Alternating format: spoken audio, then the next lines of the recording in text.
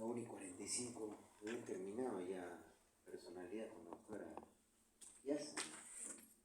Me llama la atención porque la clase está programada para esta semana hacer personalidad normal, hacer trastorno de personalidad tipo la primera parte y terminar la siguiente semana y finalmente terminar la fase la semana que viene con bioética y psiquiatría y la subsiguiente semana y el examen. Eso es lo que me llama la atención porque personalidad es algo que se tiene que tratar. Primero tienen que conocer lo que es la personalidad normal, después vamos a hablar de cómo se evalúan los trastornos de personalidad. ¿Sí?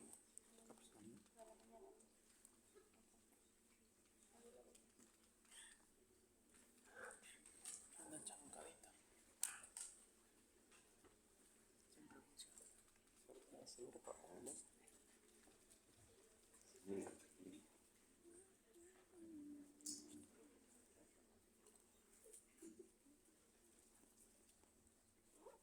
Increíble, no tengo personalidad.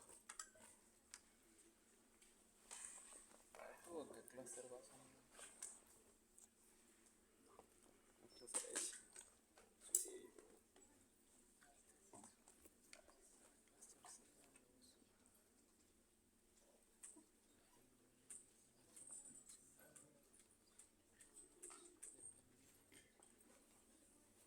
Ese era de los dependientes, ¿no? Sí.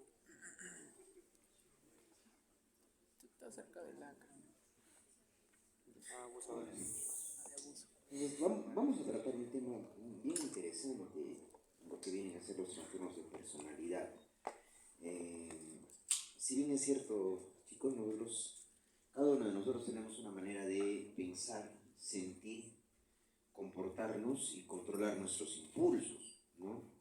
La manera como yo pueda responder a un determinado acontecimiento estresante en mi vida va a ser muy diferente a la que pueda realizar la otra persona, ¿no?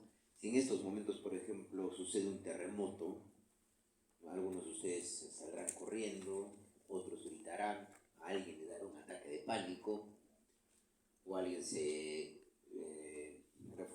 refugiará detrás de las butacas del auditorio. Entonces son respuestas, ¿no? Y recuerden que en personalidad es muy importante. ¿Por qué, chicos, no? ¿Por qué para el médico de atención primaria? Porque ustedes van a ver pacientes, probablemente, con daños no transmisibles, es decir, pacientes hipertensos, pacientes diabéticos.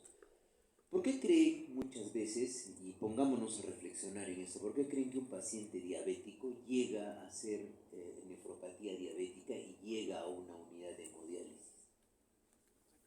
Porque no hay una buena alianza terapéutica con el médico y al paciente no se le explica que tiene que cumplir con una medicación, ¿no es cierto? Y no se le explica. Y el paciente tiene también ciertas características de personalidad que lo hacen rechazar muchas veces el tratamiento. Sí, lo mismo sucede con los hipertensos, ¿correcto? Entonces, ahí tiene que ver mucho la parte de personalidad. Entonces, todo médico tiene que conocer que hay personalidades, ¿no? Es decir, hay características específicas de pensamiento, de conducta, de afecto, de control de impulsos en cada uno de nosotros. Entonces, lo que vamos a ver primero es lo que es una personalidad normal, ¿correcto? Es decir, una personalidad que se adapta a los cambios que se me puede presentar en el día a día, ¿sí?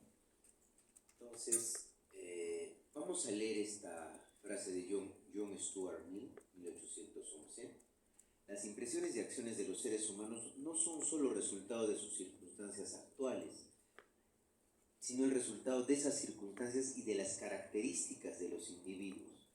Y los agentes que determinan el carácter humano son tan numerosos o numerosas, nada que le haya ocurrido a una persona a lo largo de su vida permanece sin ejercer su porción de influencia, que en el resultado final nunca son en cualquiera de los casos similares. No obstante, incluso aunque nuestra ciencia sobre la naturaleza humana fuese teóricamente perfecta, es decir, pudiésemos calcular cualquier carácter como calculamos la órbita de un planeta a partir de unos datos dados, Aún así, y a pesar de que todos los datos nunca nos son dados y ni siquiera son similares en muchos casos, no podríamos hacer predicciones verídicas ni establecer proposiciones universales. Y eso es justamente lo característico en la personalidad, chicos, ¿no? Y se van a dar cuenta cómo la personalidad normal, y lo vamos a explicar poco a poco porque es una clase diagramada para 3 horas, ¿sí? Vamos a entender qué es personalidad primero, ¿no? Porque yo no me puedo ir de frente a enseñarles lo que es lo patológico sin saber lo que es normal, ¿sí? Entonces, vamos a tener en cuenta dos características importantes, ¿no? Recuerda, todos recordamos, ¿no? La teoría de los humores de Hipócrates, ¿no es cierto? La bilis negra, la bilis amarilla, la flema y la sangre, ¿no es cierto?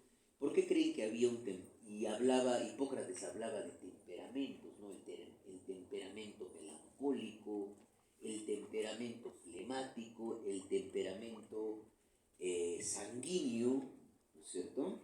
¿Por qué creen que Hipócrates hablaba de eso? Porque ya se describía estas características propias del ser humano, ¿no es cierto?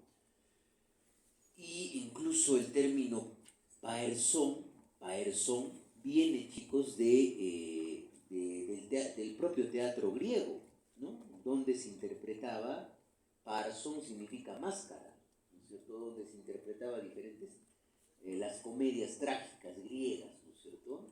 Entonces de ahí viene personalidad de paersón, ¿sí? Entonces vamos a empezar a hablar con lo que, es decir, con el detenimiento y con lo que tenemos que hacer para que ustedes puedan entender lo que es un problema de personalidad. Primero vamos a definir lo que es una personalidad normal, ¿sí?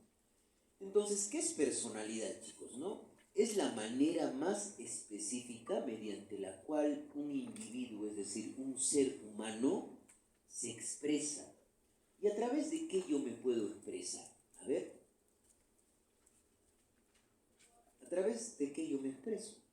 Ahorita yo estoy expresando, por ejemplo, los conocimientos que tengo, se los estoy transmitiendo. ¿A través de qué? Del lenguaje, ¿no es cierto? ¿A través de qué más yo puedo expresar mi pensamiento, mis afectos, mis conductas? ¿A través de qué? ¿Mm? Gestos, lenguaje no corporal, muy bien. ¿Y qué más? A ver, algo que trasciende a veces y que le da probablemente el sentido de civilización y humanidad a nuestra propia raza. ¿Mm? La moral. Ya, moral. ¿Qué produce el hombre? A ver, ¿qué produce el hombre en general para expresar lo que siente?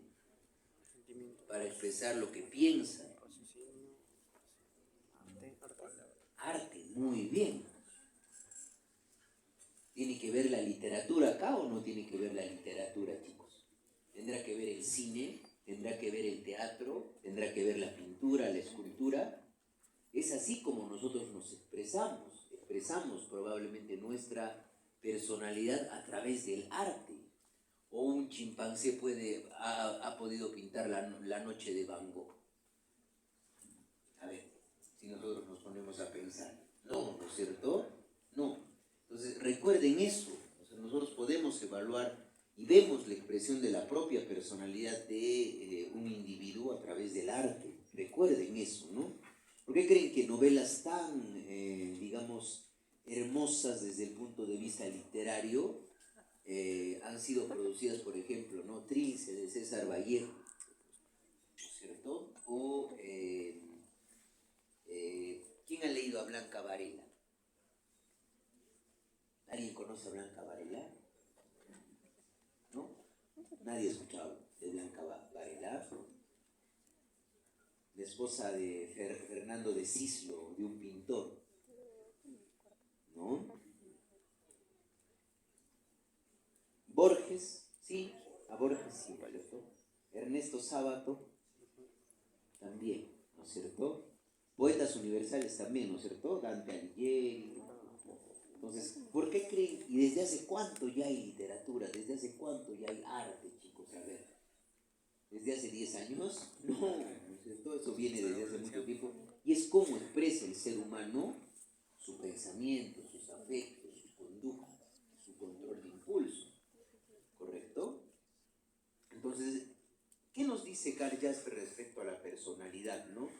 Es la forma particular mediante la cual un individuo tiende a expresarse a sí mismo, la forma en que se mueve, cómo experimenta y reacciona ante determinada situación, cómo ama, vemos la parte de afectividad, cómo siente, vemos la parte de afectividad, cómo siente celos, cómo conduce su vida en general en sus necesidades, sus anhelos, objetivos, sus ideales y la forma en que adquieren los valores que guían su vida y cómo se manifiestan sus creaciones y cómo actúan.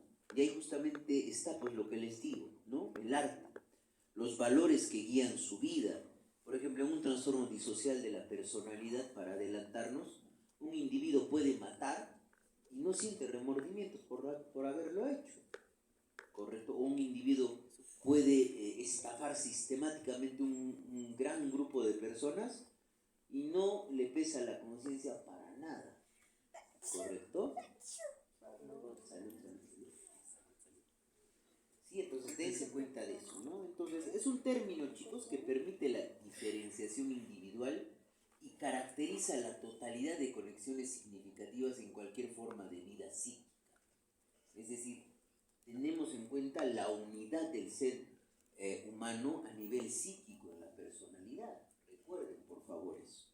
¿Sí? Entonces, en términos reduccionistas, desde el punto de vista de conceptos, hablamos que la personalidad está formada por dos conceptos básicos, lo que es el temperamento, y recuerden esto, ¿ya?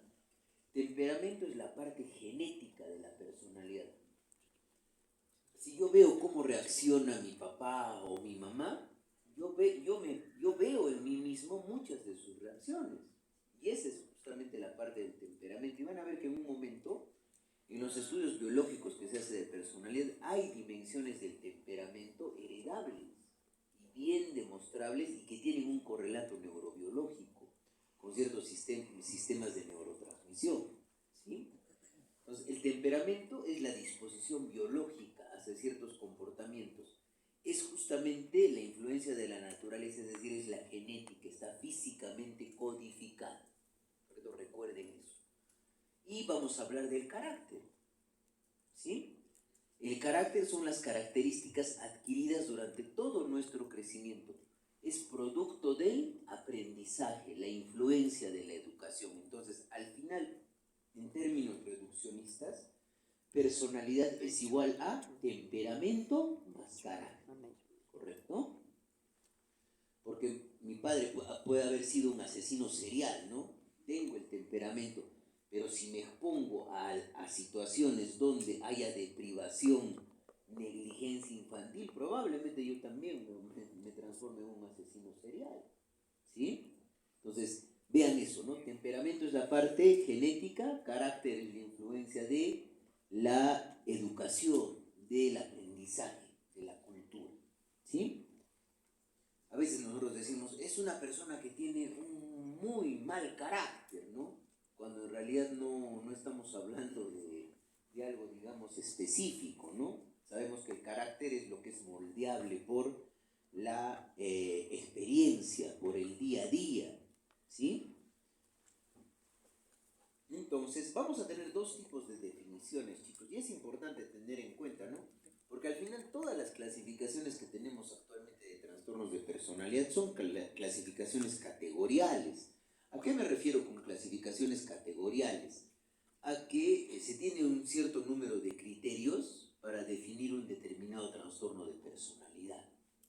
Pero lamentablemente en la práctica clínica eso no funciona así. Y eso justamente lo conversábamos con sus compañeros en el horario anterior. O sea, por ejemplo, para cumplir los criterios de un trastorno de inestabilidad emocional de la personalidad de tipo límite, son 9 criterios y tengo que cumplir 7. ¿Ya? Si cumplo 6, ¿soy menos límite que la que cumple 7? ¿O no tengo el trastorno? Si cumplo los 9, ¿soy más límite que aquella persona que cumple con 8 criterios?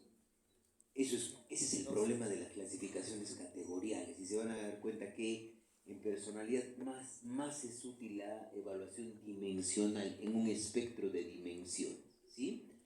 Entonces, en la parte nomotética tenemos que ver la variación en el grado en que se comparten ciertos rasgos o dimensiones de personalidad. En general hay dimensiones que todos los seres humanos compartimos. Se van a dar cuenta que, por ejemplo, que Cloninger habla de esas dimensiones de búsqueda de novedad, evitación del daño, dependencia de la recompensa. Y es interesante el modelo de Cloninger porque Cloninger es un médico psiquiatra que hace ese modelo, ¿correcto? Donde empieza a dibujar unos cubos, donde cada trastorno de personalidad va a tener cierta disposición hacia más búsqueda de novedad, otros buscan menos novedad, otros evitan el daño, otros probablemente dependen de la recompensa, ¿sí? Y la parte ideográfica, donde indica que el ser humano es un individuo único, ¿no? Y aquí hablamos pues de teorías de la personalidad, ¿no? Esto, por ejemplo, en las facultades de psicología, los que se forman para ser licenciados en psicología llevan teorías de personalidad 1, teorías de personalidad 2, teorías de personalidad 3, ¿correcto? Y es justamente, porque hay múltiples teorías, chicos, ¿no? Está la teoría psicoanalítica de Freud, está la teoría de las relaciones objetales, está la teoría cognitivo-conductual, ¿correcto? Está la teoría evolucionista de Milon, está justamente la teoría biológica de Cloninger. Hay múltiples teorías y es justamente un gran cisma, es decir, es como si existiera una rajadura en un puente que debería existir entre la psicología y la psiquiatría, ¿correcto? Por estas múltiples teorías, ¿no? Pero lo que sí ustedes tienen que saber al ser médicos y al conocer una de las ramas de la medicina, que la psiquiatría se encarga de tratar los trastornos de personalidad. La psicología se encarga de evaluar la personalidad del individuo, por eso aplica varios test para evaluarlo. En cambio, si ustedes se dan cuenta en su misma práctica clínica, cuando vemos pacientes, el psiquiatra está en la capacidad de valorar ciertas características, pero desde una perspectiva biográfica del paciente, preguntando antecedentes para poder decir, este paciente tiene ciertos rasgos de personalidad, me parece, ¿no es cierto? Y nunca se olviden de esto, ¿no? Que esto es muy, muy, muy, muy importante. Este concepto de estado y concepto de rasgo, ya lo hemos visto en ansiedad, ¿no es cierto? El concepto de estado es algo puntual. Yo me puedo sentir nervioso porque probablemente mañana tengo que dar un examen, ¿sí? Pero ¿qué pasa cuando yo empiezo a sentirme nervioso no solamente por el examen, sino porque probablemente está haciendo frío y va a llover? O porque probablemente se va a apagar la luz, o porque probablemente puede pasar una catástrofe. Ya estoy empezando a responder de una manera ansiosa en casi todas las circunstancias de mi vida. Y eso ya se volvería un rasgo de la personalidad, ¿sí? Y van a ver que hay un clúster dentro de los trastornos donde predomina la respuesta ansiosa, ¿sí? Entonces recuerden eso de estado raso, ¿sí? Y personalidad y el modelo médico de enfermedad, ¿no? Y esto es algo muy importante que yo ya les he explicado cuando hemos comenzado nuestro curso, ¿no? Entiendan la personalidad, chicos, desde el punto de vista, digamos, haciendo una analogía con lo que nosotros vemos en nuestro día a día en la medicina, que la personalidad viene a ser el análogo del sistema inmunitario en la parte médica en la psiquiatría. O sea, es una matriz inmunitaria que va a determinar nuestra buena salud psicológica, ¿sí? Entonces, dense cuenta de esto, ¿no? Normalmente, esto es extraído del libro de Milon, un libro solamente de trastornos de personalidad de más de 800 hojas. Miren, desde el punto de vista del modelo médico, nosotros tenemos un síntoma, 2 síntomas, 3 síntomas, 4. Esto completa un síndrome que para nosotros, pidiendo determinados diagnósticos o haciendo un determinado examen clínico, vamos a llegar al diagnóstico de enfermedad. Y en los trastornos de personalidad pasa esto, miren, dense cuenta, ¿no? Un rasgo, hay otro rasgo, hay otro rasgo, hay otro rasgo que al final va a tener que cerrar este octágono para poder hablar de un trastorno de personalidad. Pero si se queda en rasgo, solamente se queda en rasgo, pero probablemente me hace más predispuesto a poder experimentar algún tipo de trastorno psiquiátrico mayor, ¿sí? Dense cuenta. Entonces a veces el médico no ve eso, ¿no? Por su propia formación médica, al pensar de que toda patología tiene una etiología clara. Y eso ya hemos visto en todos los trastornos que hemos desarrollado, que no es así, ¿no es cierto? Es la parte en psiquiatría, el modelo biopsicosocial de enfermedades es el que funciona de mejor manera, ¿sí? Entonces, acá hablamos de cultura y personalidad. Vamos a leer y vamos a ver cómo probablemente la cultura y por qué en la definición de un trastorno de personalidad vemos que tanto ese pensamiento, ese afecto, las relaciones interpersonales y el control de impulsos se desvía de la norma cultural del individuo. Un estudiante de primer año de psicología tenía que escribir sus impresiones sobre una sesión de terapia grabada en video, en la que un terapeuta Nobel trataba a una estudiante asiática que le había derivado su profesor porque presentaba una timidez excesiva. La estudiante se dio cuenta de que independientemente de lo que dijera el terapeuta, la estudiante siempre parecía estar de acuerdo. Al final de la sesión se entrevistaba al terapeuta y se le preguntaba cuál era su impresión del caso. El terapeuta reafirmó la opinión del profesor sobre la timidez del estudiante y pronosticó un cambio rápido dado que el estudiante no ofrecía ninguna resistencia. Tal como indicó el profesor del estudiante de psicología, esta conclusión era incorrecta. De hecho, la joven estudiante no mostraba desacuerdo con el terapeuta, que era mucho mayor, debido a razones culturales. ¿Qué pasa probablemente en la cultura asiática? Se respeta bastante la edad del ser humano, ¿no? Se considera probablemente a los ancianos como mentores, y probablemente eso era lo que estaba pasando, y en otra cultura esto estaba identificándose como un rasgo de timidez o introversión, ¿sí? Debido a razones culturales. Una vez se le autorizó a estar en desacuerdo, se descubrió que la explicación a su comportamiento tenía que ver con las costumbres de su grupo de referencia y no con rasgos de personalidad estables. En consecuencia, se reorientó la terapia para que el estudiante se adaptara a las expectativas de la cultura norteamericana y no hacia un cambio de personalidad, ¿correcto? Entonces se dan cuenta que también influye bastante la cultura en el desarrollo de la personalidad.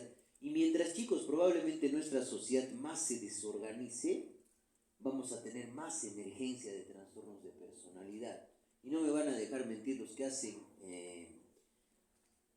la práctica en hospitales generales o en centros de salud mental comunitarios. ¿Cuántos pacientes con trastornos de personalidad ven? Y más que todo, ¿el paciente con trastorno de personalidad viene por el problema de personalidad o viene por la comorbilidad? Por la comorbilidad, ya sea un problema por consumo de sustancias, ya sea un trastorno de conducta alimentaria, ya sea un cuadro de ansiedad, un cuadro afectivo, una dependencia a sustancias, ¿no es cierto? Entonces, eso es lo más frecuente. Pero a veces, por mucho tiempo, la psiquiatría ha dejado olvidada la personalidad, ¿no? ¿Y por qué la ha dejado olvidada? Porque lamentablemente a muchos psiquiatras no les interesa pues hacer psicoterapia, chicos. Y eso también es pregunta de examen, yo les pregunto esto. Ahí sí levantan los lapiceros, ¿no? El tratamiento no va a haber, justamente yo en la mañana con mi grupo de práctica conversaba y les decía, no hay un medicamento que yo le dé a un determinado, por ejemplo a su compañero. ¿Cómo te llamas? ¿José Carlos? ¿José Carlos? Ya. Entonces a José Carlos le damos una pastilla y no va a cambiar su personalidad, pero sí probablemente si tiene algunos rasgos ansiosos u otra cosa más, con terapia va a poder reestructurar algunos pensamientos negativos que pueda tener acerca de él mismo, del entorno o del mundo en general. Recuerden, por favor, eso, el tratamiento de los trastornos de personalidad es específicamente psicoterapia. No hay un tratamiento aprobado por la FDA que diga, este medicamento está aprobado para tratar el trastorno de inestabilidad emocional de la personalidad de tipo límite. Recuerden, por favor, eso, ¿sí? Entonces, ¿qué es un trastorno de personalidad, chicos? ¿No? Ya hemos definido personalidad, ¿no? Es probablemente la manera única de pensar, de sentir, de conducirme durante la vida y de controlar mis impulsos. Y es propio de cada persona, ¿sí? Entonces, una alteración en la personalidad es la presencia de un rasgo de personalidad clínicamente significativo en mayor o menor grado frente a la población típica, que se va a desviar de la cultura.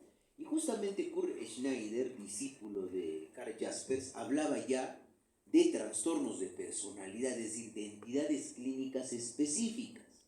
Es decir, cuando estas alteraciones de la personalidad provocan sufrimiento en el propio paciente o en las personas de su entorno, ¿correcto? Ahora, muchas veces, chicos, y se van a dar cuenta, en los trastornos de personalidad no hay introspección, no hay insight, ¿correcto? ¿Por qué? Y esto es algo también que les he repetido en la clase anterior, ¿no? El paciente con un determinado trastorno de personalidad no se ve a sí mismo como las demás personas lo ven. Piensa probablemente que el consumir sustancias, el asesinar, el robar, es algo normal, ¿correcto? Y no muestra remordimientos, por ejemplo, un trastorno de personalidad disocial, o, por ejemplo, un trastorno de personalidad narcisista, ¿no? Esa persona que cree que está por encima de las demás personas y puede pisotear a los demás con el objetivo de obtener lo que él quiere, sin importarle cómo se siente el resto, ¿correcto? Y eso es lo que a veces les digo en alguna oportunidad a alguno de mis grupos, cuando alguna vez nos ha tocado, creo que hasta ahora no nos ha tocado, interconsultas del año pasado yo les decía a mis alumnos, ¿no? Cuando subíamos al cuarto piso del Hospital General, estamos yendo al Olimpo, ¿no es cierto? ¿Por qué? Porque ahí están los dioses. Porque la mayoría, casi, no, varios cirujanos o tienen un trastorno narcisista de personalidad o tienen ciertos rasgos narcisistas de personalidad, ¿sí? Y ustedes se van a dar cuenta, como estudiantes, van a identificar eso, ¿sí? Y viene a ser pues un patrón permanente de experiencia y comportamiento interno marcadamente desviado de las expectativas del entorno cultural del individuo. Se desvía, ¿correcto? Esto es lo que dice Kurt Schneider. Y para el DSM-5, chicos, es un patrón, un trastorno de personalidad, un patrón duradero. Una de las características es que es inflexible, la rigidez, ¿correcto? Inflexible y generalizado en una amplia gama de situaciones personales y sociales. Y probablemente esto va a generar y va a alterar pues las relaciones interpersonales del individuo que tiene un trastorno de personalidad, ¿correcto? Y tiene que afectar ya, como lo hemos dicho, ¿no? El pensamiento, es decir, la cognición. Va a afectar, valga la redundancia, la afectividad, el funcionamiento interpersonal y el control de los impulsos.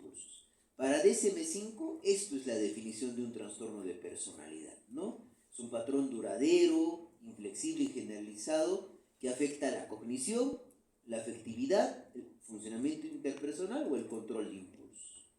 Es estable durante el tiempo, tiene una larga duración y normalmente, chicos, los trastornos de personalidad inician en la adolescencia. Sin embargo, acá hay dos cositas bien importantes que tienen que recordar. Uno, para hacer diagnóstico de personalidad, de trastorno de personalidad, el paciente tiene que tener más de 18 años. O sea, si yo les pongo un caso clínico de y esto lo vamos a ver cuando hagamos en la siguiente fase trastornos más comunes en niños y adolescentes, ¿no? No se puede hacer diagnóstico de un trastorno de personalidad a un paciente que tenga 14, 15 o 16 años. Ahí engloba trastorno de conducta. ¿Ya? No se olviden de eso, ¿correcto? Sin embargo, hay un trastorno en el cual es necesario que existan una serie de conductas ya previas para poder hacer el diagnóstico a los 18 años. que es el trastorno disocial de la personalidad, ¿ya? Antes de los 15 años, el paciente ya tiene conductas disociales. O sea, si ustedes recuerdan, por ejemplo, bueno, ustedes eran seguro adolescentes, ¿no? Estaban de repente sexto, primero de secundaria, segundo de secundaria, tercero de secundaria. Recuerdan había un adolescente pues que asesinó y hacía sicariato, el famoso gringacho, ¿no es cierto? Cuando le preguntaron, creo que escuchó acá a mi primo, pero sí veía, ¿no? Había remordimiento después de probablemente todas las conductas que ha tenido, no. ¿Y ese paciente cuántos años tenía? Era adolescente, pero ya desde antes de los 15 años ya tenía ese tipo de conductas. Entonces, para el trastorno disocial de la personalidad es prácticamente el único trastorno que requiere que antes de los 15 años haya conductas disociales ya, para hacer el diagnóstico a los 18 años. ¿Sí? Recuerden eso. Y la jerarquía de los factores y la psicopatología, ¿no? En general, chicos, hablamos de una psicopatología general en los trastornos de personalidad y desde este punto se habla de respuestas internalizantes y respuestas externalizantes, ¿no? Externalizantes, por ejemplo, hablamos de antagonismo y desinhibición. Y acá ya estamos hablando más que todo, chicos, de ciertas características de dimensiones en personalidad, ¿sí? Que se van a ir estructurando poco a poco y nos van a dar ya cuadros específicos. Por ejemplo, desde el punto de vista externalizante puede haber antagonismo o puede haber desinhibición. Desde el punto de vista internalizante puede haber desapego y afecto negativo,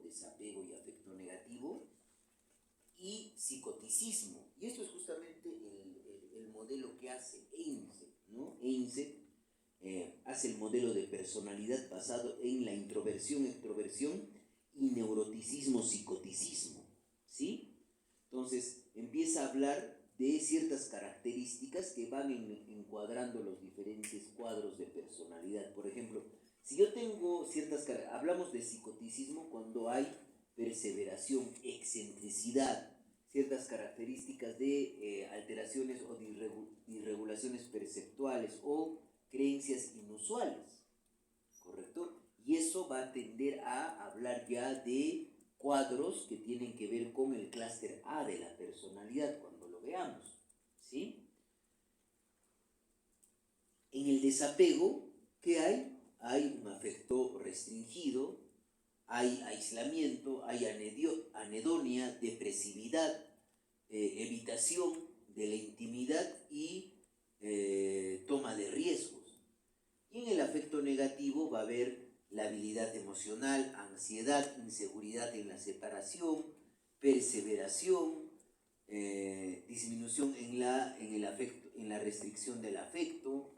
Y en la desinhibición, ¿qué vamos a encontrar? Impulsividad, depresión, toma de riesgos, distraibilidad, perfeccionismo. Y en el antagonismo encontramos justamente las características propias pues, de un trastorno disocial de personalidad. Miren, la tendencia a manipular, la tendencia a mentir, a la grandiosidad, a la búsqueda de atención, a probablemente la falsedad y la hostilidad. En general, esto es para que ustedes vean que hay diferentes factores, ¿no? Y hay diferentes teorías.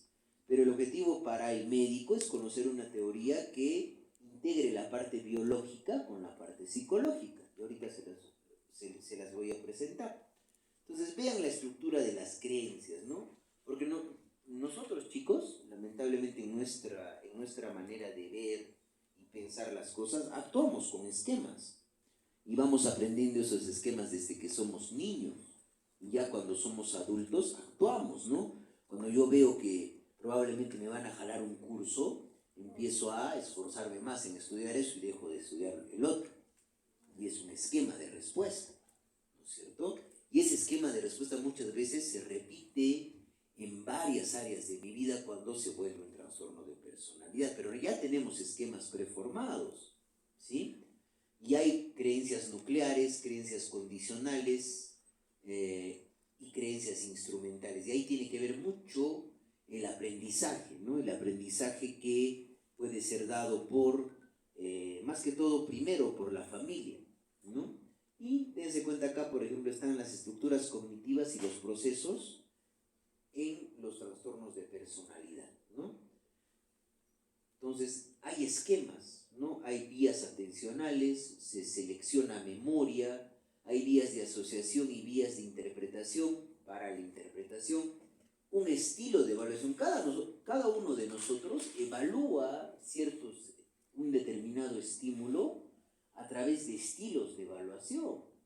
Para mí, por ejemplo, sacar un 0,5 en mi examen de maestría puede ser algo terrible o horrible, o el mundo se me puede caer, ¿correcto? Para otra persona que piensa más racionalmente puede significar que está fallando en algo, pero no por sacar un 0,5 el mundo se va a terminar, o sí, a ver, díganme. No. Y eso es una de las características, si ustedes se dan cuenta, de la rigidez, ¿no? En los trastornos de personalidad. Para mí las cosas son o blanco o negro. O me dices sí o me dices no. ¿No es cierto? Claro que por supuesto hay ciertas características en nuestra vida que son condicionales, pero cuando uno empieza a pensar de una manera rígida se perturba. O ingreso a la residencia este año o no ingreso. ¿No es cierto? Por ejemplo, o lo que en la mañana conversaba con mis alumnos de práctica, ¿no? A veces nosotros como médicos enseñamos que solamente el médico que tiene una especialidad es exitoso. Donde hay una ley, una norma, una regla que diga que yo por ser especialista soy mejor que un médico general. ¿Hay alguna norma que diga eso? ¿O es una interpretación de la sociedad? Incluso es una interpretación hasta de nuestro propio grupo médico, ¿no es cierto? Y eso es una creencia irracional, ¿no es cierto? Pensemos en eso, ¿no? Estilos también que son copiados a partir de las respuestas que vemos en nuestra familia y vías que codifican una memoria, que van a empezar a quedarse en la memoria autobiográfica. Y cada vez, chicos, que nos enfrentemos a un determinado acontecimiento que tenga similitud al que nos hemos enfrentado, vamos a utilizar ese esquema para responder a esa determinada información. Es por eso que hay una terapia que se denomina terapia de esquemas de Jeffrey Young, que está también aprobada para el tratamiento de trastornos de personalidad, porque tenemos esquemas, pensamos a partir de esquemas, ¿sí? Entonces, acá tenemos el modelo de continuidad, y esto es algo muy importante, y justamente uno de sus compañeros me preguntaba. Entonces, la distribución de los trastornos de personalidad se ve mejor, chicos, a partir de un continuo, ¿correcto? Y esto es algo más dimensional. Entonces, vamos a tener una gran parte de la población que no está afectada, es normal o no está enferma, pues, ¿no? Todos tenemos un tipo de personalidad, porque no hay una persona igual que cada uno de nosotros en el mundo, que piense, que sienta, que se relacione con los demás y controle sus impulsos de esa determinada manera, o hay otra persona igual. No, ¿correcto? Dense cuenta de eso. Entonces, podemos tener ciertos rasgos, ¿no? Entonces, ahí van a influir los factores ambientales, la susceptibilidad genética, patologías intermedias, y acá justamente están los rasgos, y por eso que les decía que es preferible entender los trastornos de personalidad desde una perspectiva nomotética, ¿no es cierto? Es decir, desde una perspectiva dimensional. Entonces, acá va a haber condiciones del espectro, es decir, rasgos anormales de personalidad. Y recuerden, ¿no es cierto?, que la personalidad era la matriz inmunitaria para preservar nuestra salud psicológica. Entonces, ¿qué pasa cuando empiezo a tener probablemente una linfopenia de personalidad? tengo más riesgo de desarrollar algún tipo de trastorno. Y acá tenemos en un menor grupo de pacientes un trastorno grave de personalidad. ¿Sí? Dense cuenta de esto. Hay un continuo, ¿no? Hay un continuo. Entonces, acá tenemos las interacciones sistémicas en los componentes modulares de la personalidad. Vean, y lo que les decía, chicos, ¿no? Mientras más se desestructura la sociedad, más emergencia de trastornos de personalidad vamos a tener. Es decir, miren, vean, ¿no? El sistema familiar, va a haber factores genéticos que tienen un sustrato neurobiológico, que lo vamos a ver en un momento. El temperamento, que es la carga genética de la personalidad. Las relaciones diádicas, por diádico me refiero a las relaciones con papá y con mamá, desde niños, y también con nuestros hermanos. El sentido justamente de adecuación, porque si ustedes se van a dar cuenta, por ejemplo, en el trastorno de inestabilidad emocional de la personalidad de tipo límite, el paciente no siente que no hay una alteración en el sentido o en la identidad de sí mismo. No hay un camino, y si uno le pregunta eso a un paciente, responde de la siguiente manera. Y yo hago esta analogía cuando evalúo pacientes con trastorno de inestabilidad emocional de la personalidad de tipo límite. ¿Cómo te sientes respecto a tu futuro? ¿Sientes como si fueras una hoja que el viento, una hoja de árbol que el viento la lleva por donde mejor le parece? Si siento que no tengo un motivo, una razón, ¿correcto? Y eso se correlaciona mucho con esa alteración en el sentido de la identidad de sí mismo. Las estructuras psicológicas y las influencias culturales y sociopolíticas. Entonces, ¿cómo se clasifican, chicos, los trastornos de personalidad? ¿No? Ya conocemos nosotros las dos grandes clasificaciones que utilizamos, tanto la clasificación internacional de enfermedades en su 10ª edición, CIE-10 de la OMS, como el DSM-5. Entonces, miren, dense cuenta cómo han ido cambiando los modelos de personalidad, es decir, la clasificación de los trastornos de personalidad. Tyler y Alexander, en 1979, solamente hablaba de una personalidad esquizoide, sociopática, ¿no es cierto? Se hablaba de una personalidad anancástica, se hablaba de una personalidad distímica y de una personalidad pasiva dependiente. Ya en 1993 se publica la CIE-10 y empieza a hablarse de trastornos de personalidad 1, el paranoide, el esquizoide, ¿correcto? Otro grupo donde se incluía a pacientes que eran más inestables, emocionales, dramáticos. Acá está el trastorno disocial de la personalidad, el trastorno de inestabilidad emocional de la personalidad de tipo límite y de tipo impulsivo, el trastorno histriónico de la personalidad. Y para otro grupo de trastornos que vienen a ser donde predomina la respuesta como ansiedad, es decir, no ansiedad como estado, sino ansiedad como rasgo. Y aquí está justamente el trastorno anancástico de la personalidad, que es lo mismo que el trastorno obsesivo compulsivo de la personalidad, el trastorno evitativo de la personalidad y el trastorno dependiente.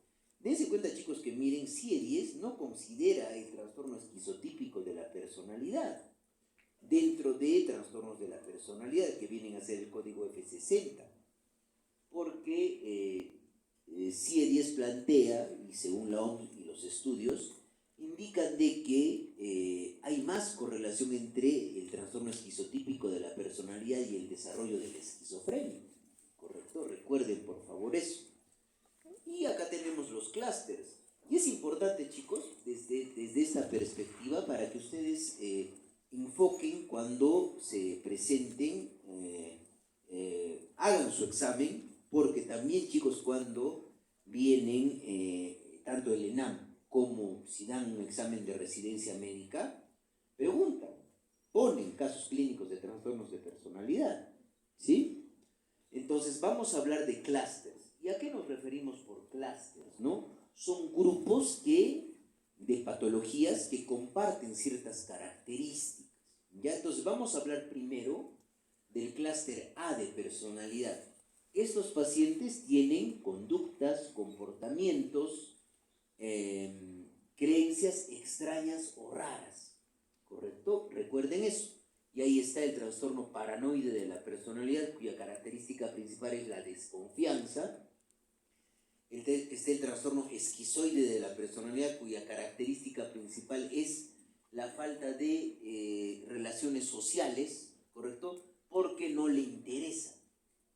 O sea, no disfruta de la compañía de una persona. Puede ir a una fiesta, sentarse, mirar y salirse. Pero no le interesa. Simplemente no le interesa.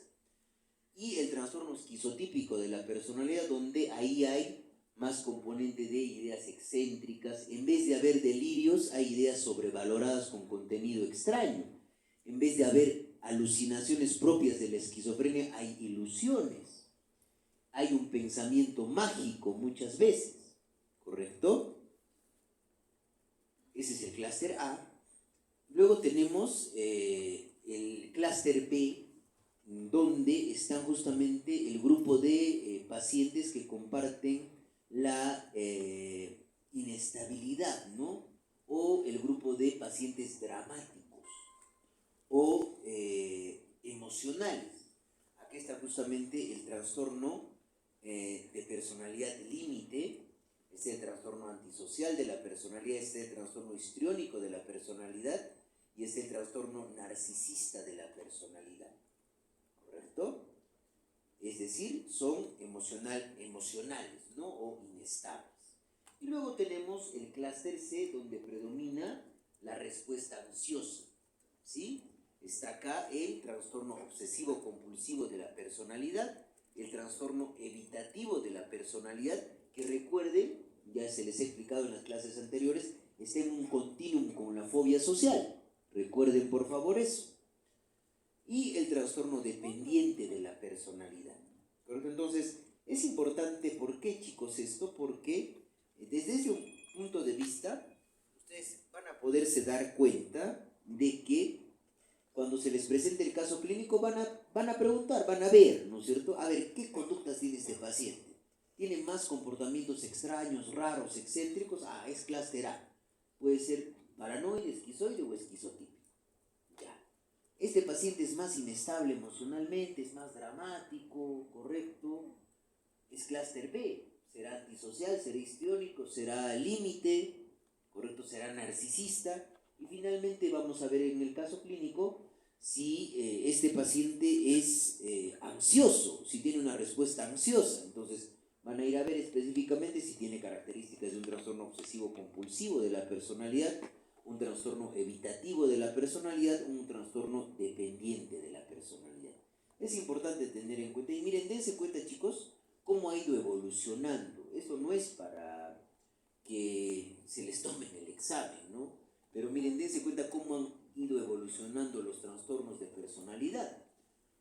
Se hablaba, digamos, de un patrón disruptivo de la personalidad inadecuada, esquizoide, ciclotímica, paranoide, de alteraciones a nivel de rasgos de la personalidad, una personalidad emocionalmente inestable, a nivel compulsivo, hablamos de personalidades pasivo-agresivas, pasivo-dependiente, pasivo-agresivos subtipos, y hablamos de alteraciones en la personalidad sociopática, ¿no? Lo clásico que nosotros y algunos preguntan, ¿no?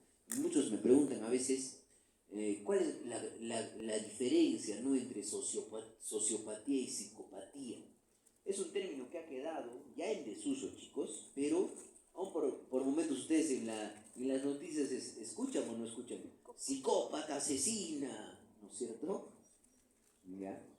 Una de las cosas importantes ahí, que lo vamos a ver, les voy a explicar en el trastorno disocial de la personalidad. Acá tenemos reacciones antisociales, reacción disocial, desviaciones sexuales, ¿no? Miren, dense cuenta que para el DSM-1, 1950, probablemente la orientación sexual era una enfermedad, cosa que para ahora, el año 2024, eso está completamente errado, ¿no es cierto?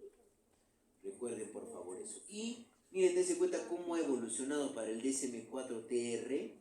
Tenemos los clústeres y el DSM-5 propuso en un primer inicio, chicos, reducir la cantidad de los trastornos de personalidad solamente al esquizotípico, al límite, al obsesivo compulsivo, al evitativo y al antisocial psicopático, eliminando el paranoide, el esquizoide, eliminando el histriónico, eliminando el dependiente, ¿sí? Pero esto desde una perspectiva de dimensiones. Pero al final, esta propuesta del DSM-5 no llegó probablemente a tener el impacto y actualmente continuamos utilizando los clústeres. ¿Ya? No se olviden. Y los clústeres también son útiles, pero si ustedes se dan cuenta, el clúster combina categorías, es decir, tipos de personalidad, y también combina ciertos rasgos que se comparten entre diferentes personalidades. ¿Sí? Y acá tenemos a Robert Cloninger, ¿ya? Es un psiquiatra estadounidense que habla de este modelo de los 7 factores de la personalidad. ¿Sí? Ya hemos dicho que el temperamento es la carga genética, ¿no es cierto? Y el carácter es la influencia de la cultura, el aprendizaje. ¿Ya? Entonces, habla de que el temperamento son respuestas asociativas automáticas asociadas a estímulos emocionales básicos. Es decir, todos tenemos esas dimensiones de temperamento. Y el carácter va a ser un autoconcepto que influye en las intenciones y en las actitudes voluntarias. Entonces, el temperamento va a estar asociado al aprendizaje asociativo y procedimental, y el carácter va a estar asociado al aprendizaje introspectivo, a lo que probablemente yo voy a ver. Y acá justamente está lo que les decía. Hay dimensiones justamente del carácter, del temperamento: búsqueda de novedad, evitación del daño y dependencia de la recompensa y persistencia. Esas son dimensiones del temperamento, ¿correcto? Todos tenemos, muchos de nosotros vamos a ser aventureros, nos gusta buscar la novedad, otros no. Algunos extremadamente evitamos el daño, otros no, ¿correcto? Otros dependemos mucho de la recompensa, ¿correcto? Y otros a veces, digamos, no somos persistentes en las acciones que hacemos. Probablemente al primer fracaso abandonamos una determinada tarea, ¿correcto? Entonces, esas son características del temperamento y se van a dar cuenta que se forman cubos y se puede delimitar desde el punto de vista dimensional cada trastorno de personalidad. Estas son las dimensiones del temperamento: búsqueda de novedad, evitación del daño, persistencia y dependencia de la recompensa, ¿correcto? Y en el carácter tenemos la autodirección. Ya, ¿quién decía ya cómo se dirige en la vida el paciente para el concepto de personalidad? Lo decía ya Jaspers, ¿correcto? Autodirección, cooperatividad, porque yo tengo que tener la capacidad de cooperar con las otras personas, no por el hecho, por ejemplo, de que, y eso es lo que sucede, ¿no? Yo simplemente busco mi beneficio y me interesa que las demás personas no obtengan lo que también desean, ¿correcto? Y la autotrascendencia. Y esto es una de las características, chicos, probablemente de una personalidad normal, ¿no? Es decir, la filantropía, ¿correcto? O lo que nosotros decimos, ¿no? El buscar trascender. Cada persona, cada uno de nosotros va a buscar trascender de diferentes maneras, ¿correcto? Yo, por ejemplo, busco trascender. Yo, por ejemplo, disfruto en enseñar. Es algo que me gusta, ¿sí? Y a través de eso yo busco trascender, ¿correcto? Pero si yo buscaría trascender, por ejemplo, utilizando este salón de clases para aleccionarlos a unirse a un grupo subversivo, ¿es algo adecuado? No. ¿Se dan cuenta? Y eso justamente ha sucedido en los años 60, 70, 80 en las universidades públicas, ¿correcto? Donde se buscaba aleccionar a jóvenes, porque los jóvenes tienen mentes moldeables, pero tienen que ser mentes moldeables para bien, no para mal, ¿no es cierto? ¿Correcto? La autotrascendencia trascendencia. Y se van a dar cuenta, miren, eso es lo que habla Cloninger, ¿no? 4 disposiciones de rasgos, los dominios del temperamento. Cada uno de estos dominios de temperamento que ya los hemos visto, van a tener un sistema de neurotransmisión. La búsqueda de novedad está asociado al sistema dopaminérgico. Recuerden, área tegmental ventral, núcleo accumbens, cada vez que experimento placer, ¿no es cierto? La evitación del daño, esto está asociado al sistema serotoninérgico y al sistema GABAérgico, ¿correcto? ¿Por qué creen que hay pacientes que nosotros decimos, ¿no es cierto?, que tienen un trastorno obsesivo compulsivo de la personalidad y que nosotros decimos que son muy escrupulosos? El paciente tiene la tendencia al perfeccionismo, empieza a pensar que va a suceder algo muy malo, ¿correcto? Y la dependencia de la recompensa asociado al sistema noradrenérgico y el sistema serotoninérgico. Y la persistencia, chicos, está asociado al sistema glutamatérgico y serotoninérgico. Entonces, estos son los dominios del temperamento, ¿sí? Dominios del temperamento. Búsqueda de novedad, dependencia de la recompensa, evitación del daño y la persistencia. Y cada uno de estos está asociado a un sistema de neurotransmisión. Y van a ver que cuando la siguiente semana terminemos la clase, van a ver cómo cada uno de estos sistemas puede ser modulado para tratar algunas características del temperamento, pero no va a curar un trastorno de personalidad, ¿correcto? Recuerden eso, esas son las dimensiones de los dominios del temperamento. Y acá tenemos lo que les decía.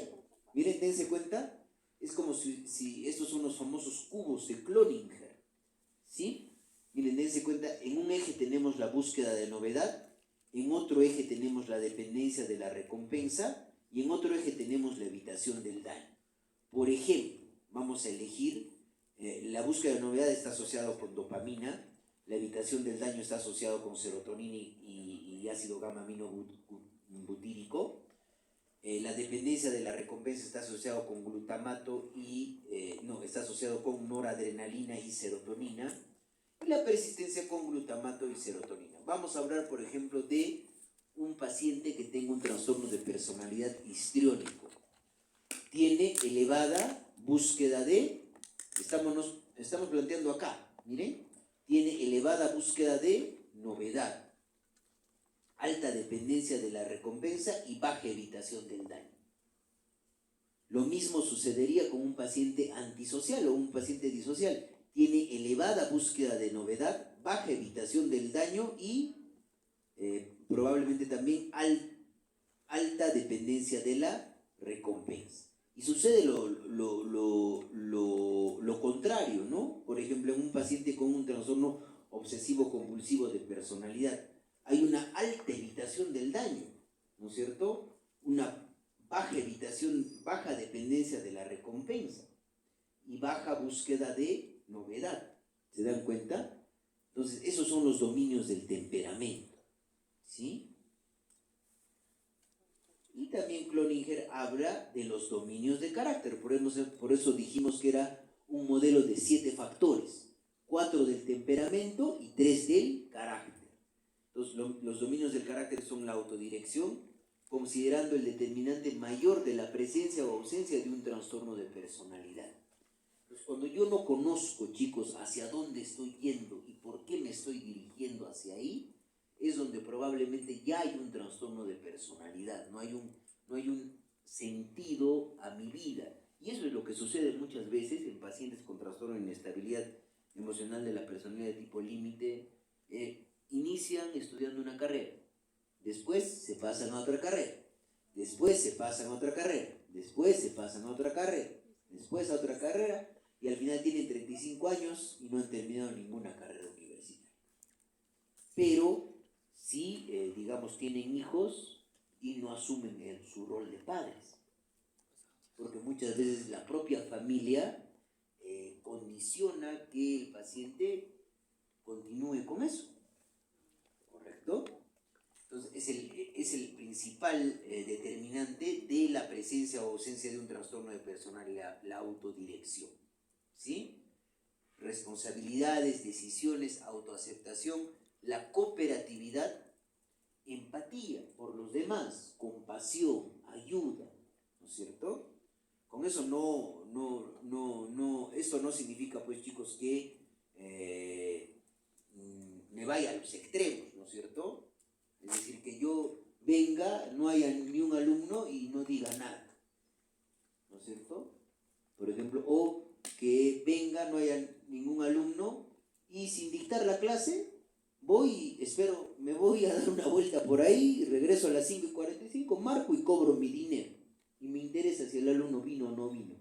Y ni le escribo a la delegada para decirle qué ha pasado, ¿no? Y la autotrascendencia, lo que les decía, ¿no? Que tiene que ver con la espiritualidad del ser humano, el idealismo, es decir, los ideales que yo tengo, la moral, ¿no? ¿Cómo voy a destacar? No lo confundamos, chicos, con el elevado sentido de importancia que tiene un narcisista, que es muy diferente a el idealismo que uno puede tener, ¿no es cierto? El buscar cambiar, digamos, una determinada situación en un mundo adverso. ¿Sí? Ahí tenemos una imagen. Y este es el modelo psicobiológico de Sieber Davis, ¿no? Que es interesante, chicos, ¿por qué? Porque aproxima los trastornos psiquiátricos mayores a los trastornos de personalidad, ¿sí? Por ejemplo, habla de una organización cognitiva perceptiva, es decir, pensamiento y percepción, donde va a haber tanto el trastorno esquizotípico, el trastorno paranoide y el trastorno esquizoide están correlacionados con la esquizofrenia. Entonces, estos cuadros del clúster A, por supuesto, comparten ¿qué? Desorganización del pensamiento, aislamiento, desvinculación social y actitudes defensivas en el paranoide, ¿sí? Aquellos que tienen este modelo psicobiológico de Sieber y Davis, impulsividad, agresividad, donde hay un trastorno de control de los impulsos, en el trastorno de inestabilidad emocional de la personalidad de tipo límite, así como también en el trastorno antisocial o disocial de la personalidad, donde hay estallidos de ira, autólisis, impulso por violar normas. ¿Sí? La inestabilidad afectiva, que tiene que ver mucho con los trastornos del estado de ánimo, ¿sí? Y acá está justamente el trastorno límite de personalidad y el trastorno histriónico de personalidad. Variaciones rápidas de la eutimia, ¿no? Por eso algunos estudiosos de la personalidad aseguran que estos dos trastornos, tanto el límite como el histriónico, se asemejan mucho a los cuadros afectivos, ¿sí? Y finalmente, ansiedad e inhibición, que tienen que ver con los trastornos de ansiedad. Recuerden, ¿no es cierto?, que el trastorno evitativo de la personalidad estaba en un continuum en el extremo de la fobia social. El trastorno anancástico o trastorno obsesivo-compulsivo de la personalidad. Ya el trastorno dependiente, donde hay evitación social, compulsividad, hipersensibilidad ante el peligro y el castigo. Y tiene que ver con este dominio de ansiedad e inhibición. Entonces, ustedes se están dando cuenta, hay justamente en personalidad una visión compartida, ¿no? Tanto categorial como dimensional. Entonces, ustedes lo tienen que ver desde ese punto de vista para poder enfocar el diagnóstico, ¿sí? Y viene pues Otto Kemberg, ¿no? E incluso, chicos, ¿no? Hasta antes de esto, si ustedes recuerdan su curso de semiología, así lo han llevado de manera virtual, había, ¿no es cierto?, fenotipos, el mesomórfico, el ectomórfico, ¿no es cierto? Y cada uno de estos de estas descripciones estaba asociada a un tipo de personalidad. ¿No les explicaron eso? ¿Cómo lo hicieron? ¿No? Por ejemplo, el ectomórfico tenía más tendencia a la esquizofrenia. Los pícnicos tenían más tendencia a la depresión, ¿no es cierto?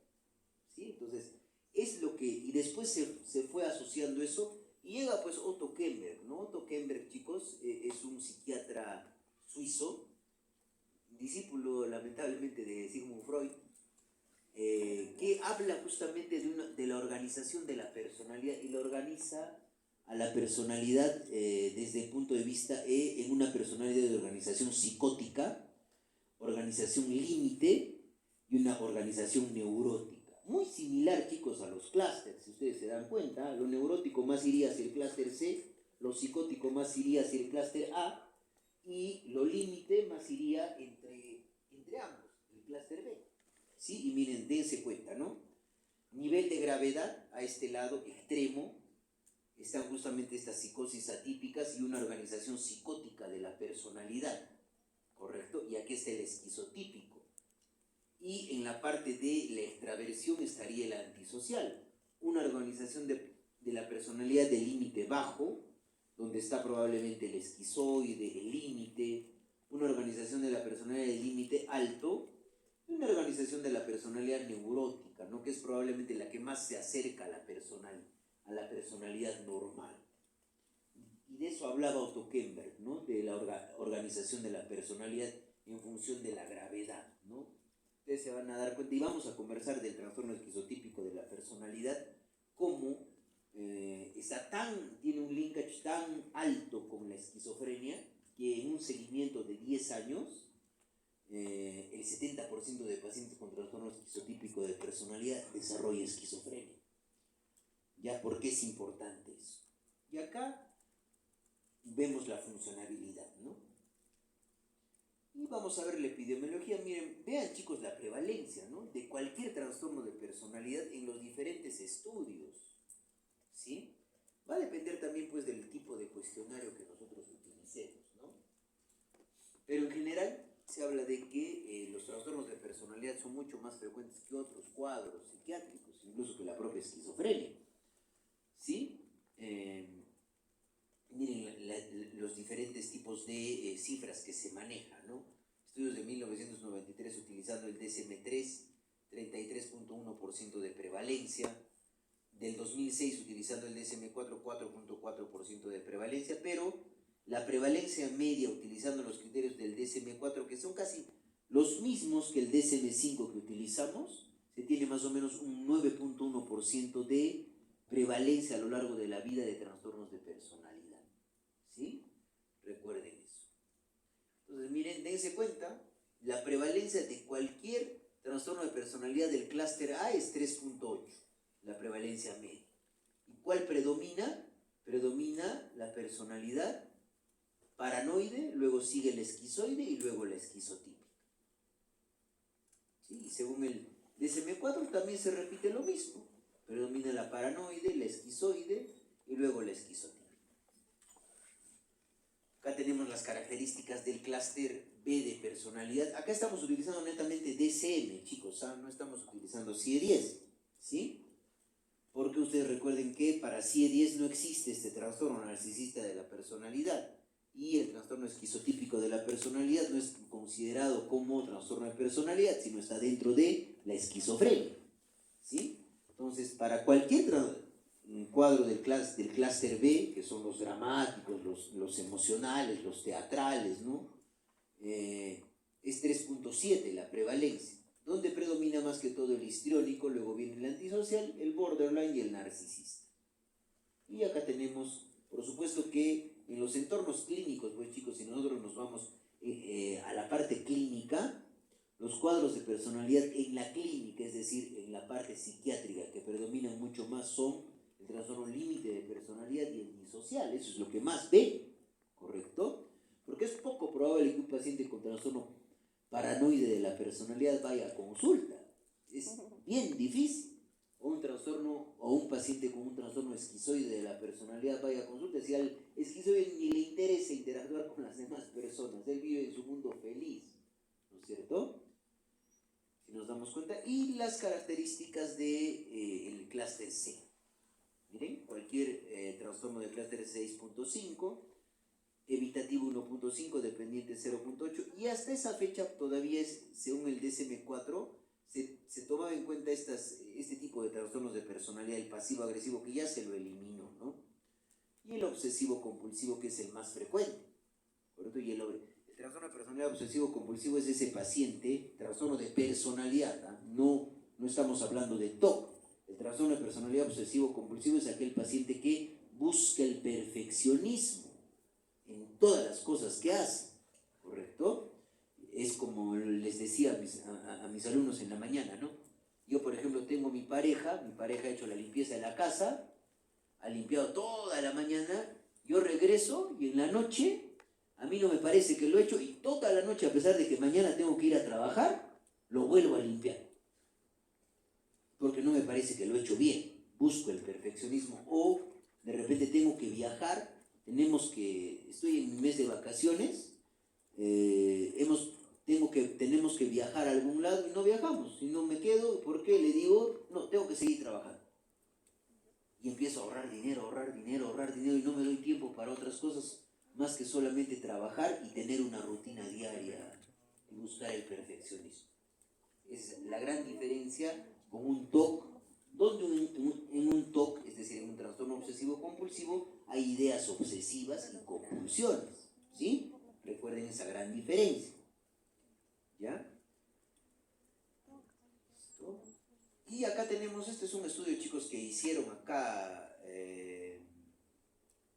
si no me equivoco, creo que este es un estudio hecho por la Universidad Católica San Pablo, ¿no? De la prevalencia de los diferentes trastornos. Está en Cielo, en Moisés Ceresi, entre los años 2011 y 2013. Y miren, dense cuenta cuánto por ciento corresponde a trastornos de personalidad. 6%. O sea, no es una cifra baja, ¿sí? Y lo que predomina mucho más son los trastornos afectivos, ¿no es cierto? Y después de los trastornos afectivos están la psicosis, después de la psicosis está el consumo de sustancias, ¿sí? Y eso es un estudio hecho en nuestra ciudad. Entonces, ahora que ya conocemos qué es una personalidad normal, conocemos el modelo de Cloninger, que es el modelo que un médico probablemente es más deseable que conozca porque tiene una correlación neurobiológica, les voy a enseñar cómo vamos a valorar los trastornos de personalidad en las hipótesis de trastornos de personalidad. Entonces, primeramente vamos a utilizar una técnica que nosotros denominamos de abajo arriba.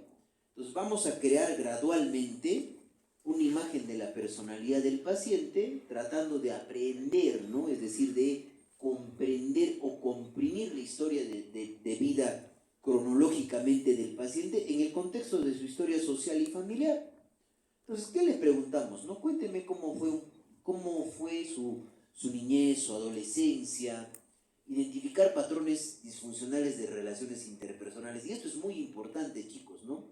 Siempre por eso, cuando uno evalúa a un paciente respecto a trastornos de personalidad, hay que preguntar cómo respondió probablemente a rupturas sentimentales, a pérdidas de trabajo, a la pérdida probablemente de un ser querido a edades muy tempranas. Si el niño respetaba las normas y reglas en la casa, si respetaba las figuras de autoridad, o probablemente en el colegio a cada momento se paraba escapando, ¿sí? Y cada trastorno de personalidad va a tener un patrón recurrente, chicos, es decir, va a tener sellos distintivos, es decir, son pistas de conducta, y no se olviden que la forma psicopatológica a través de la cual se expresa un trastorno de personalidad es la idea sobrevalorada. ¿Y en qué otros trastornos, chicos, esto les preguntaba también a sus compañeros de la sección anterior, ¿en qué otro trastorno que ya hemos visto había ideas sobrevaloradas? A ver, que eran más que todo, la idea sobrevalorada es egodistónica o egosintónica. ¿Distónica? Egosintónica. ¿En qué trastornos hemos visto? Trastornos de conducta alimentaria. Tanto en la anorexia como en la bulimia hay un anhelo por la delgadez, ¿correcto? Y no llega a ser una idea delirante, ni tampoco llega a ser una idea obsesiva, ¿sí? ¿Correcto? Y vamos a tener una hipótesis de un trastorno de personalidad.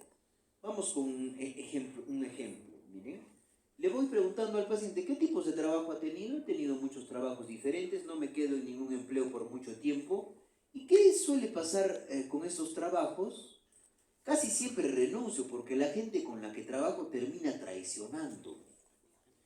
¿Y se ha percatado de que en su vida las personas le han dado la espalda por ninguna razón aparente? Claro, comenzando por mis padres. Ahí ya ustedes que están identificando hay un patrón de desconfianza, ¿no es cierto? Tiende a pensar que las personas son desleales o deshonestas. Bueno, me he dado cuenta de que simplemente no se puede confiar en nadie, porque porque siempre van a tratar de dañarte si bajas la guardia.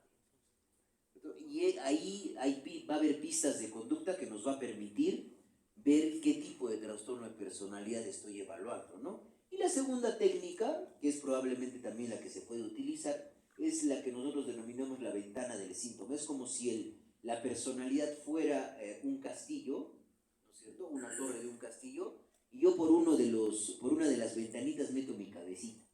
Por eso es ventana del síntoma, ¿sí? Porque se comienza con los síntomas mayores del paciente y se los usa como ventanas para explorar las raíces posibles de un trastorno de personalidad. Y se hacen preguntas sobre eventos asociados a la emergencia de los síntomas, ¿no? Fueron eventos interpersonales que en la mayoría de los trastornos de personalidad suceden, ¿no? Se relacionaban con las transiciones de vida, ¿correcto? En la adolescencia es lo que se conoce, ¿no?, como crisis de adolescencia, ¿no? Pero llega hasta un punto donde probablemente ya puede transformarse en un trastorno de conducta, ¿sí? Y parecen los síntomas respuestas razonables a los eventos o fueron exageraciones. Y un trastorno de personalidad, chicos, por ejemplo, ¿no? Miren, este ejemplo es bien interesante. Tenemos un paciente con un episodio depresivo mayor y miren, se van a dar cuenta cómo, dependiendo del patrón de personalidad que tenga, va a desarrollar una depresión.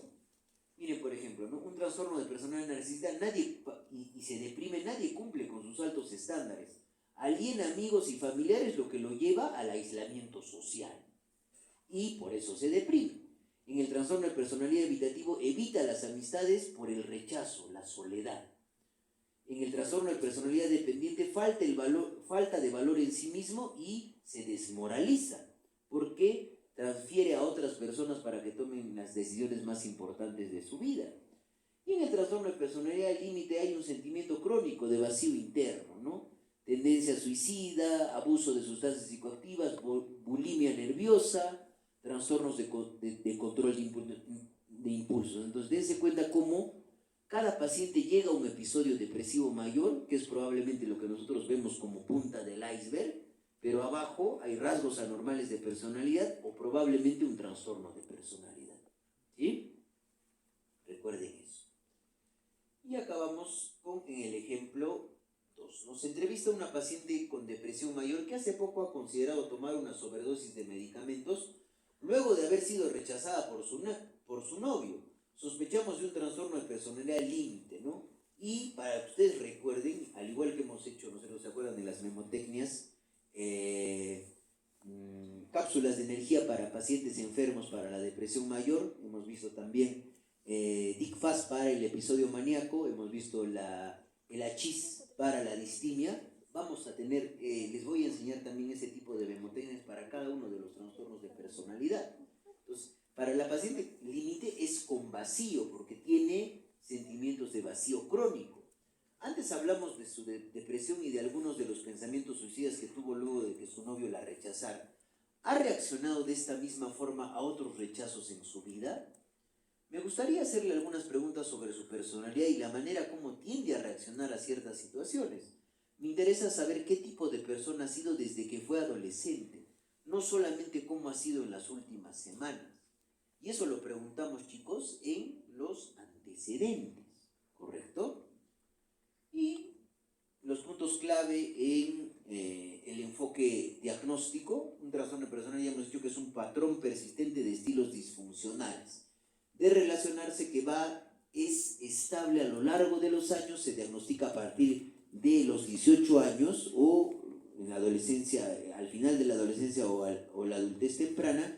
Y cuando preguntamos por los criterios de los trastornos de personalidad, recordémosle al paciente que nos interesa la visión a largo plazo, ¿sí? Así un paciente, por ejemplo, con trastorno depresivo mayor puede estar irritable, necesitado de atención y con conducta suicida, pero está deprimido.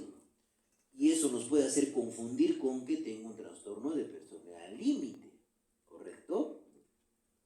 Y el enfoque de punta de iceberg para los síndromes mayores es útil, ya que una vez solucionado la depresión mayor, el paciente probablemente va a aflorar toda la personalidad, la patología de la personalidad es más evidente clínicamente, ¿sí?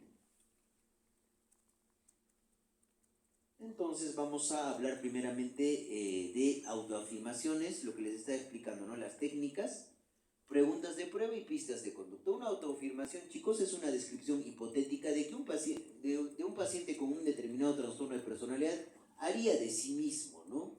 El objetivo es fijar de una manera confiable las características de un determinado trastorno de personalidad. Entonces le haré preguntas de prueba, ¿no? Y preguntas que van a englobar cada tipo de trastorno de personalidad. Y las pistas de conducta, que son, durante la entrevista vamos a verificar dos cosas. Los mecanismos de defensa, todavía herencia psicodinámica, que es lo único valioso que ha dejado el psicoanálisis, probablemente los mecanismos de defensa. Y las ideas sobrevaloradas, ¿sí? Finalmente utilizamos la memotecnia para cada trastorno de personalidad y establecemos el diagnóstico, ¿sí? Esa es la manera como tenemos que ver eso. Y acá hablamos de las pistas de conducta. Ya hemos hablado de lo que es una idea sobrevalorada, ¿no? Es una idea, chicos, comprensible, no es como un delirio que es incomprensible, ¿correcto? Aceptable y sostenida por el paciente más allá de los límites de la razón, ¿correcto? Es una creencia anómala, solitaria, cuya naturaleza no es ni delirante ni obsesiva, pero que llega a ser preocupante hasta el punto de vista de dominar la vida del paciente. ¿Y qué decía Jaspers, ¿no? Respecto a la idea sobre convicciones intensamente coloreadas por la afectividad y comprensibles en términos de ¿qué? De la personalidad y sus antecedentes. Entonces, el mecanismo de defensa es un concepto psicodinámico, chicos, que Freud planteaba esto, ¿no? Para la personalidad, que son procesos inconscientes a través de los cuales se vale. Recuerden que Freud dividía la psique en el ello, el yo y el superyo. Entonces, él decía que había mecanismos de defensa, ¿sí?, a través de los cuales el yo se valía para matizar y aligerar tendencias contradictorias y está destinado, el mecanismo de defensa, a resolver conflictos emocionales. Entonces va a haber, chicos, defensas inmaduras y defensas maduras. Entonces vamos a sacar conclusiones. ¿Cuándo ustedes creen que va a haber un trastorno de personalidad más grave? ¿Cuando haya más defensas maduras o inmaduras? Inmaduras, ¿no? Cuando haya más defensas inmaduras, el trastorno de personalidad es más grave, ¿correcto? Y acá tenemos los diferentes tipos de mecanismos de defensa más comunes, ¿no? Por ejemplo, ¿no? La devaluación. Se atribuye cualidades negativas poco realistas a uno mismo o a los demás para castigarse a sí mismo o para reducir el impacto negativo de lo que se ha devaluado. Un profesor anteriormente admirado pasa a ser tildado de profesor horrible tras otorgar una calificación negativa. Eso es devaluación. O, por ejemplo, el desplazamiento o el comportamiento impulsivo, el acto que sucede en los pacientes con trastorno de inestabilidad emocional de la personalidad tipo límite, ¿no? Los conflictos se transforman en acciones con la intervención de poco o ninguna reflexión sobre el asunto. Un estudiante alborota la clase porque está enfadada por una calificación injusta. Era lo que yo decía, ¿no? Y lo que les explicaba, ¿no es cierto? La personalidad normal me permite controlar mis impulsos. De repente yo veo a su compañera, por ejemplo, que está acá, escribiendo en su tablet, y yo no tolero, ¿no?, que ella esté escribiendo mientras yo hablo, porque lo considero una falta de respeto al profesor. Y agarro mi micrófono y le rompo la tablet. ¿Eso es algo adecuado? ¿Es una respuesta normal? No, ¿no es cierto? ¿Se dan cuenta? Y hay una serie, chicos, de mecanismos de defensa, ¿no? Esto yo no les voy a preguntar en el examen, ¿no? Ni los residentes, hasta a veces ni siquiera nosotros los psiquiatras sabemos esto, pero tienen que saber que el mecanismo de defensa es una de las pistas de conducta para hacer el diagnóstico de trastorno de personalidad. Por ejemplo, la idealización, ¿no? Atribución de cualidades positivas poco realistas a uno mismo o a los demás. Un estudiante preocupado por su capacidad intelectual empieza a idolatrar a un tutor, ¿no es cierto? O la identificación proyectiva, que es muy frecuente en la personalidad límite, ¿no? Un estudiante atribuye su propia ira al profesor, pero piensa que su respuesta es una reacción justificable por la persecución a la que se ve sometido. ¿Correcto? Entonces, son diferentes tipos de mecanismos de defensa, ¿no? La omnipotencia, por ejemplo, la omnipotencia, chicos, es uno de los mecanismos de defensa propio del trastorno narcisista de personalidad, ¿no? Se crea una imagen de uno mismo como una persona increíblemente poderosa, inteligente o superior. Un estudiante que se enfrenta a un examen final difícil afirma que se sabe absolutamente toda la materia. ¿Sí? Proyección. La racionalización, por ejemplo, chicos, es algo muy importante en el trastorno obsesivo compulsivo de la personalidad, donde se llega hasta a racionalizar las relaciones afectivas. Miren, se construye una explicación a la conducta después de la ocurrencia de hecho a fin de justificar las propias acciones frente a uno mismo y a los demás. Un profesor que ha puesto un examen imposible de aprobar afirma que es necesario impactar a los estudiantes para que vuelvan a estudiar en serio. La represión, la sublimación y mientras la defensa, chicos, sea más inmadura, el trastorno de personalidad va a ser más grave, ¿no? Y cada trastorno de personalidad tiene mecanismos de defensa característicos que ¿en qué los vamos a identificar? Los vamos a identificar en la entrevista psiquiátrica y en el examen del estado mental. Por ejemplo, la sublimación, chicos, así como también el altruismo, son defensas maduras. En el altruismo, algún conflicto que yo tengo, lo llevo hacia desarrollar una capacidad de autodirección que hablaba Cloninger, ¿no es cierto? ¿Sí? Recuerden eso. Y acá vamos a ir a ver qué hora es. Justo vamos a hacer el ejemplo. A ver, la anterior vez estábamos con números.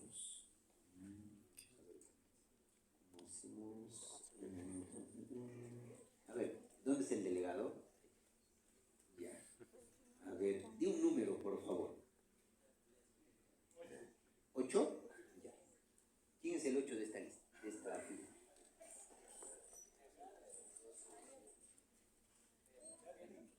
¿Quién es 8? Sí.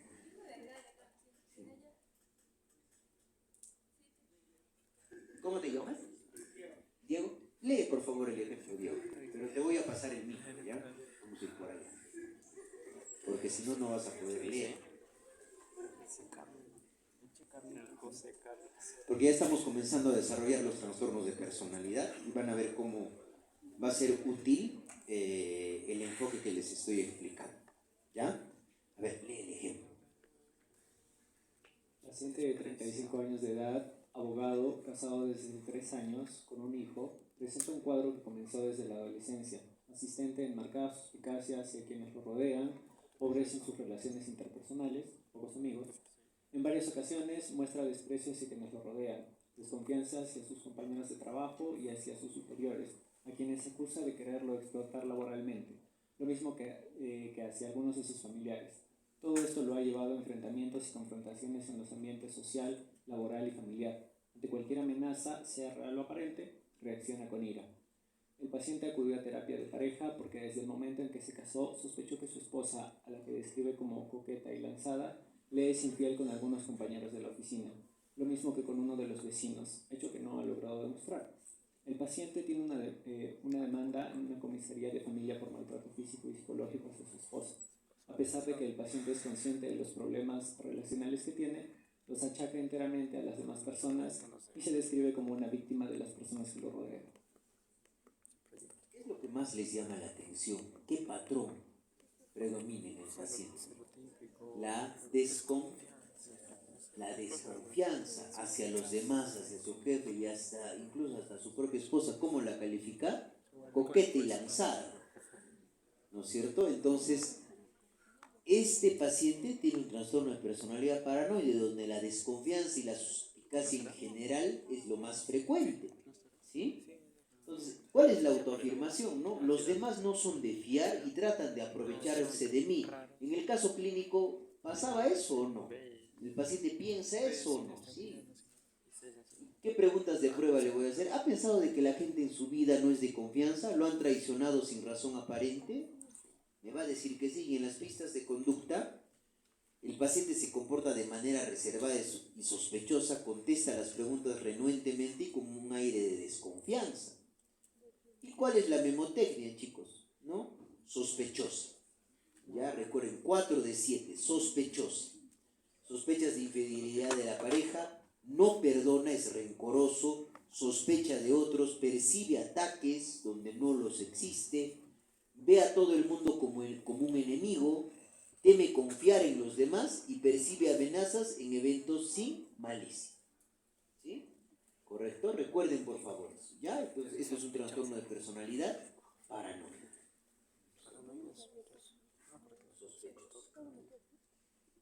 Vamos a ir con el último ejemplo, chicos. A ver, vamos a ver. ¿Qué fila está más llena? Ya.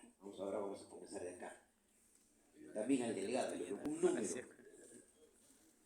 Uno le dice 4. Ya. Ya, y ahora ya también. No, pero ¿cómo contamos allá? Ya, contando de acá. 1, 2, 3, 4.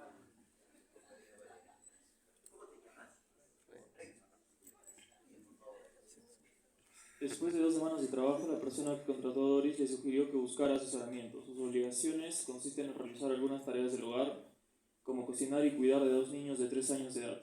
El problema era que no podía identificarse bien con las necesidades emocionales de los niños y por tanto no podía realizar bien su papel de educadora y cuidadora. Mis hijos se sienten incómodos con ella porque es extraña y no les entiende, afirmaba la persona que la contrató. Aunque Doris llegó a la cita correctamente vestida, parece tímida y reservada. En ocasiones es difícil oírla por el bajo tono de su voz.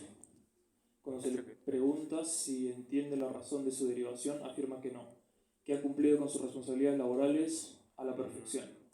No está indignada y afirma que la comida que elabora es deliciosa, que nunca deja desordenada la cocina y que después de realizar sus tareas pasa gran parte del tiempo sola en su habitación y nunca molesta a nadie. Cuando se le pregunta si se siente unida a la familia, contesta supongo, pero solo después de una larga y desconcertante pausa. Se siente todavía más confundida cuando se le pregunta cuál de los niños es su preferido y por qué. Finalmente afirma, les quiero por igual. Si bien sus palabras parecen huecas, no falta a la verdad de forma deliberada.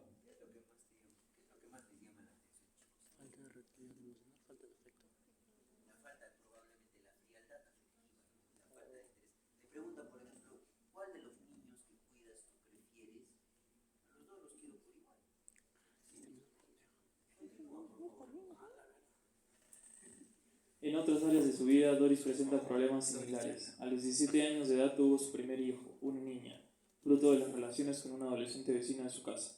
Niega que fuera su novio y dice que fue su primera y única relación sexual, que no sintió nada y que no le preocupaban esos asuntos.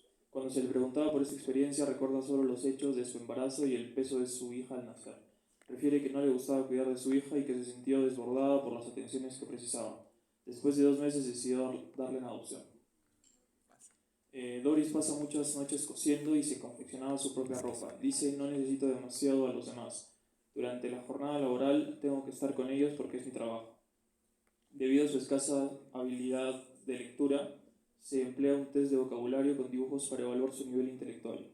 Se obtienen puntuaciones que la sitúan en el nivel de normalidad. A partir de las observaciones realizadas y de la información recabada en la entrevista clínica, se recomienda que Doris se dedique a trabajos en los que no deba cuidar a niños. Su falta de emoción, su preferencia por actividades solitarias y su incapacidad para sintonizar con los estados emocionales y necesidades interpersonales de los demás, prerequisitos básicos para la educación, la convierten en una mala candidata para el papel de cuidadora. ¿Qué más les llama la atención? Es algo normal, chicos. Es algo normal. A los 17 años no sientan nada después de tener un hijo y lo den adopción. Es algo normal. No, ¿no es cierto? Además de que prácticamente no hay una capacidad de sintonizar con los estados emocionales. Entonces, esto es clásico, chicos, de un trastorno de personalidad esquizoide, donde hay una falta de... al paciente no le interesa establecer relaciones sociales, no le importa. ¿Sí? Entonces la autoafirmación es, prefiero estar solo, mi mundo está completamente vacío, pero me siento bien así. ¿Le gusta? ¿Y qué preguntas de prueba hacemos? ¿Le gusta estar con la gente o prefiere estar solo? Dígame una cosa que en verdad disfruta hacer. ¿Qué hacía Doris? Se confeccionaba su propia ropa, ¿no es cierto? En pistas de conducta el paciente va a estar tímido, taciturno y se le ve preocupado, envuelto en su propio mundo. ¿Y cuál es la memotecnia? Distante, desapegado, indiferente a la crítica o al elogio. La paciente ha tenido una experiencia sexual a los 17 años que aparentemente no ha significado nada para ella a pesar de quedar embarazada, ¿sí? Actividades hechas en solitario, ausencia de amigos cercanos, no disfruta ni desea las relaciones cercanas y tiene placer con muy pocas actividades. Es un trastorno de personalidad esquizoide. Entonces, hasta ahí nos vamos a quedar, chicos. Les agradezco por su tiempo.